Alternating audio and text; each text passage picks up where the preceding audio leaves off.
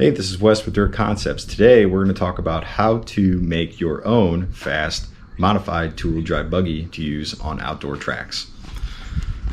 And here is my own personal modified outdoor two-wheel drive buggy. One thing I want to mention is the benefits of running a modified two-wheel drive buggy outdoors. So first thing foremost, I am primarily an A-scale racer. So for me, I like to practice with my two-wheel drive my buggy outside because it actually helps me clean up my lines, helps me clean up my throttle control, and I also learn the track a lot better, where the ruts are, where the bumps are, where the rocks are, where the loose spots are. And what you'll notice is if you practice for about 10 or 15 minutes with the mod buggy and then you go out with an A-scale buggy, you'll notice that your lap times will most likely be positively impacted. So you'll see an improvement in your speed.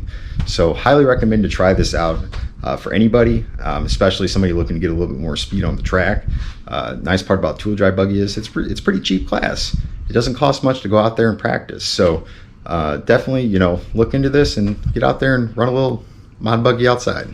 Two-wheel drive buggy. So the first thing that's most important is having the right tires. So if you're going to run this at most outdoor tracks that are not hard packed, more of a loosey, loamy, or dusty environment, you're going to run a rib style tire in the front, as well as a big pin tire in the rear. It could be like a whole shot or double D, or in this case, like you could use an impact or an AKA impact or a Proline blockade like this.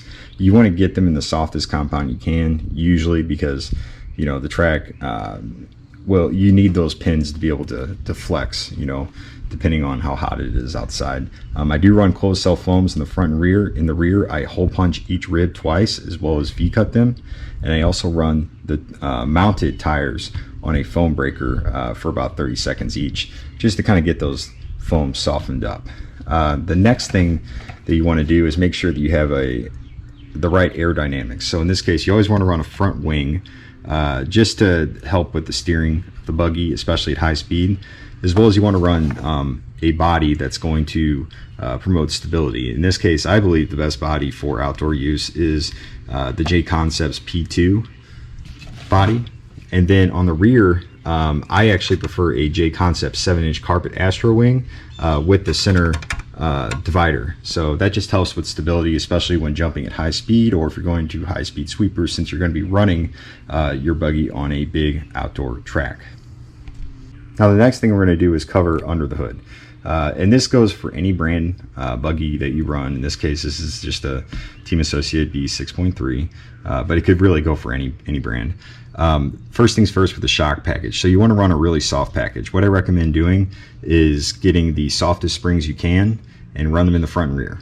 As well as you're going to run really light oils. In this case, I run 30 weight in the front, 27.5 weight in the rear. As far as pistons, this is a little bit trickier, but basically what you're shooting for is a piston that gives you a lot of pack, as well as has a lot of flow to it. So what I prefer is a 2-hole 1.8 millimeter hole pistons in the rear, 2-hole 1.7 millimeter hole pistons in the front, and these are 13 millimeter AE shocks. So they have a lot of pack, and it's pretty good on the track. Now, the 12 millimeter shocks are also really good too. You can run the similar shock package. I would probably go to one size down, smaller holes for the front and rear, and still run a 2-hole piston, and probably the thin pistons. The next thing you want to do is reduce as much weight as you can off the front of the buggy, as well as add the most amount of weight you can over the rear. That could be lead weights. It could be brass, whatever you have available to try to get that weight over the rear. I would definitely run a layback or stand-up style transmission in the rear. In this case, I'm running a 3-gear associated stand-up transmission. So if you look in the front here, I have the carbon fiber electronics plate instead of aluminum, saves a little weight in the front. As well as in the rear, I'm running, well, first I'm running the battery all the way back with the stand-up trans, but besides that, I'm also running a brass D block and a brass C block. Not totally necessary, but it definitely just helps make the buggy more forgiving. Now, from what I understand, a layback style transmission actually will be faster outdoors. It's just going to be a little bit trickier to drive in those really dusty, loose conditions. If the track's watered, there's really not going to be that much of a difference between a stand-up and a layback.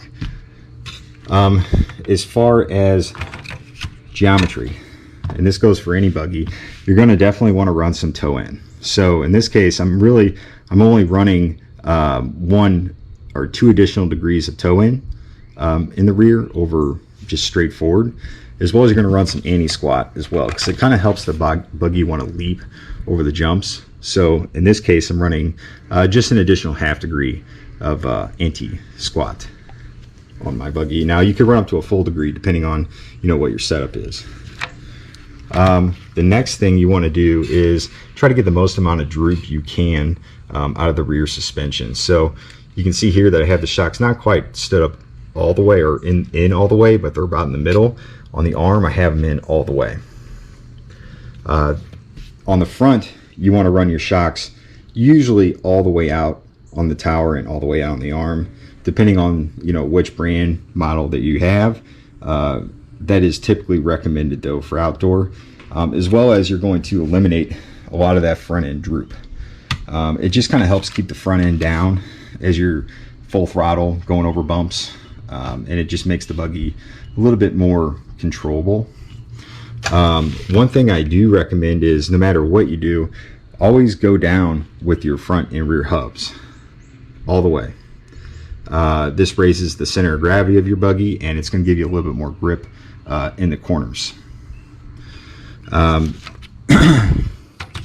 next thing, as far as electronics, you want to make sure you have a really good battery and servo that's really strong. So in this case, I run a ProTech 6400 2S LiPo, and then for a servo, I run a ProTech 160 TVL. I know it's going to be durable; it won't break on me. Now, as far as the motor, in this case, I'm running an 8-turn motor. Usually, I recommend anywhere from a 7-turn to, I would say, at a minimum, you want to run a 9-turn motor for outdoor. I run an 8-turn, which is right in the middle, with a high RPM rotor, if you have that available. If you don't, you can always tune the ESC to make it come in a little softer. And then the next thing here is, I always like to run aluminum hubs outdoor, for the durability, but also it just kind of slows down the suspension a little bit, and it helps the buggy have a little bit more predictability to it. Not totally necessary, but it definitely helps. The next thing you want to do is, with your wing, you want to mount it really far back, as well as you want to have full downforce. So that's what I have. Full rake, 6 degrees down of rake on the wing, as well as the extra spacer in there to push it all the way back.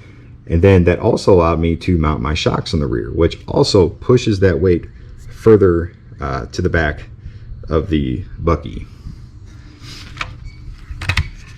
Now, slipper setting, which is really critical.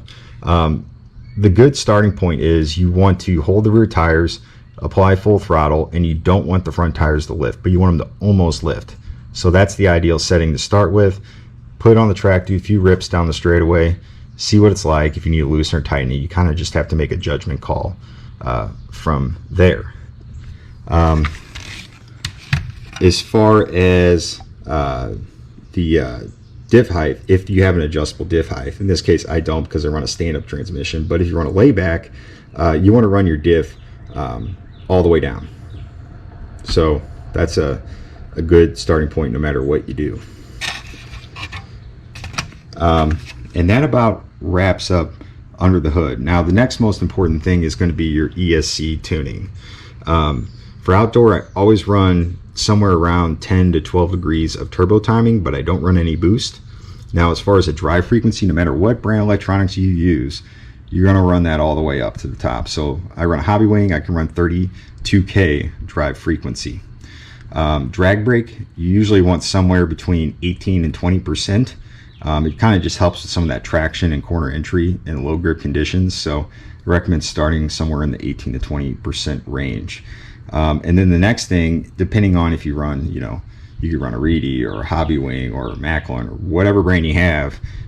Usually there's some way to adjust the softening of how the power is delivered to the buggy. So for the Hobbywings, there's actually a throttle softening feature. So you can set the percent range of the throttle that you want the power to be softened, and you can specify how many degrees of timing that you want to pull. So that's how the power is ramped in. So what I usually start with is you know, anywhere from 35 to 45% of softening range, and then I'll pull somewhere around, you know, 8 to 10 degrees of timing out of the buggy during that range.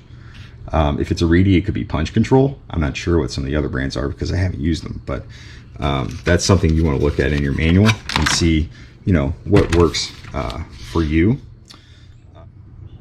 Now, the last thing you want to do is adjust your turbo timing slew rate. So for when the turbo timing comes on, you want it to be instantaneous. That way when you grab the throttle, you have the timing, the power is there, it's ready to deliver for you. Now, as far as when you let off the throttle, you don't want it to be instantaneous, but you also don't want it to be slow, because what will happen is the motor will not ramp down in RPMs at a normal rate. It'll go too slow. So I usually like to have mine somewhere around, you know, 18 to 24 degrees per tenth of a second. I believe every ESC's got pretty much the same settings. So that's usually a good ballpark setting for where you want to be at. And then the last thing is gearing. Just really gear the buggy so you have enough torque to get over the jumps. But you can use the gearing also to kind of limit some of that torque as it comes in, as well as you can add a little top end on the straightaway. So without further ado, let's take a look at this thing on the track, and I'll let you be the judge on how this baseline setup works out for this particular buggy. And again, this can apply to any buggy on the market.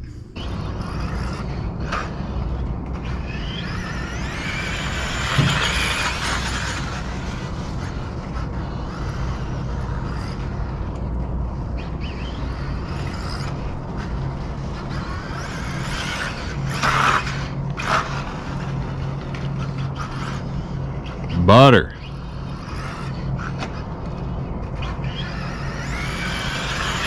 This thing jumps like butter.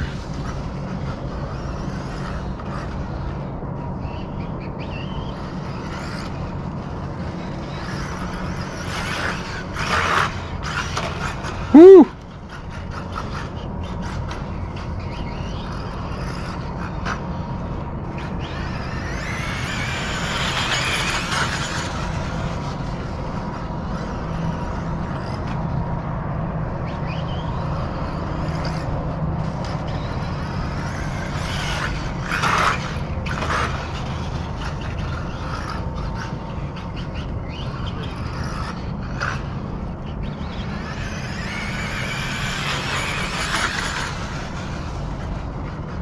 Outdoor my buggy is a lost art. It's not even that hard.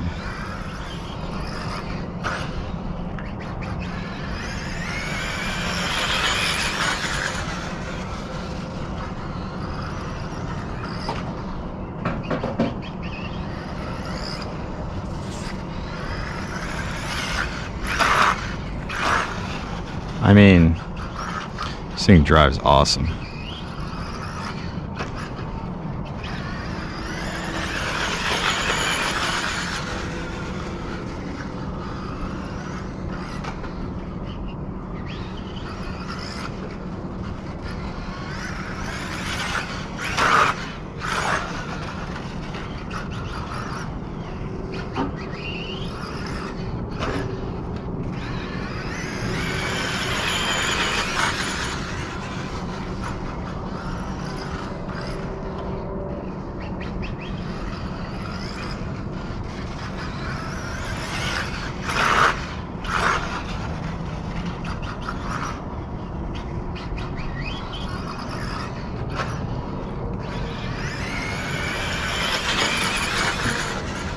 Yeah, it's a little ruddy right there.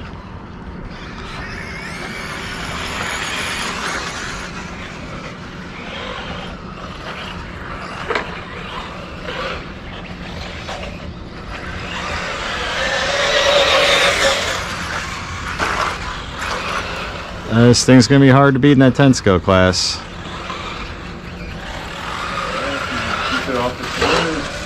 Yeah, as long as I keep it on all fours. Go figure. 2-wheel drive buggy.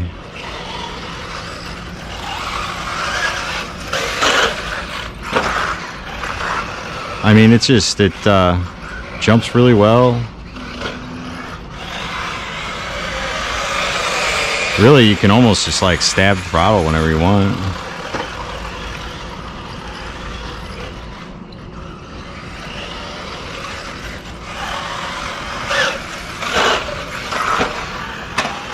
Oh, too much gas that time.